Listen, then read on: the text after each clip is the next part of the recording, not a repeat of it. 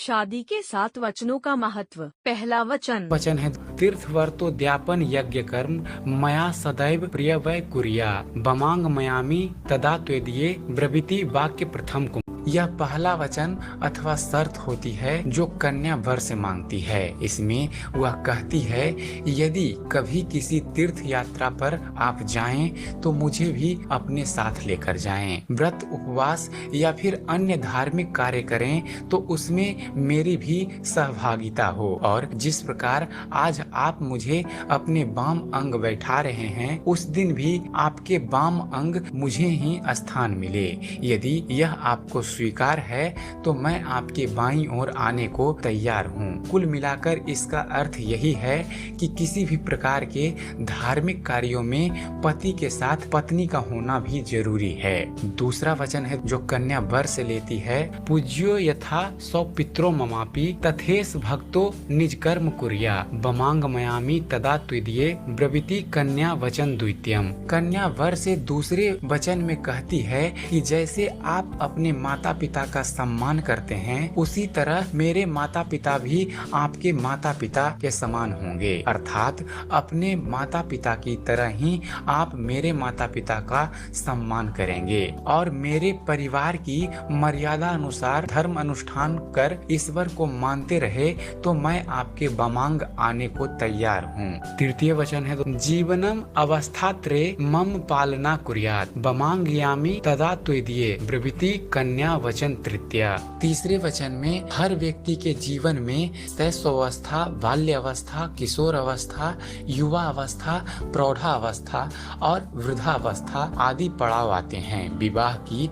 उचित उम्र युवा अवस्था की होती है। कन्या भी अपनी तीसरी शर्त यानी तीसरे वचन में इसका ख्याल रखते हुए वर से कहती है यदि आप युवा, प्रौढ़ और वृद्धावस्था यानी जीवन भर मेरा ध्यान रखेंगे, मेरा पालन करते रहेंगे, यदि आपको यह मंजूर है तो मैं आपके बामांग आना स्वीकार करती हूँ। शादी में कन्या वर से चौथा वचन लेती है कुटुम्ब वंश पालन सर्व कार्ये कर्तु प्रतिज्ञा यदि कांतः कुर्या बमांग मयामी तदा त्विदीये ब्रवीति कन्या वचन चतुर्थ। जाहिर सी बात है कि जब तक जातक का विवाह नहीं होता वह घर परिवार की चिंताओं से मुक्त माना जाता है, भले ही उसके कंधों पर पूरे परिवार का भार आ चुका हो, लेकिन विवाह से पहले उसे इन जिम्मेदारियों से आजाद ही माना जाता है। अपने चौथे वचन में कन्या इसी का एहसास दिलाती है। विवाह उपरांत आप जिम्मेदारियों से बच नहीं सकते और भविष्य में परिवार के सभी जरूरतों को पूरा करने का दायित्व आप पर रहेगा। यदि आप इसके लिए सक्षम हैं तो मैं आपके बमांग आने के लिए तैयार हूँ। इसी का पांचवा वचन है जिसमें कन्या वर से यह वचन लेती है स्वसद्य कार्ये व्यवहार कर्मणे व्यय ममापि मंत्र यथा बमांग मयामी तदा त्विदीये ब्रूते वच पंच मंत्र कन्या। यह वचन भी कन्या के लिए बहुत ही महत्वपूर्ण होता है। अपने इस पांचवें वचन में कन्या वर से मांग करती है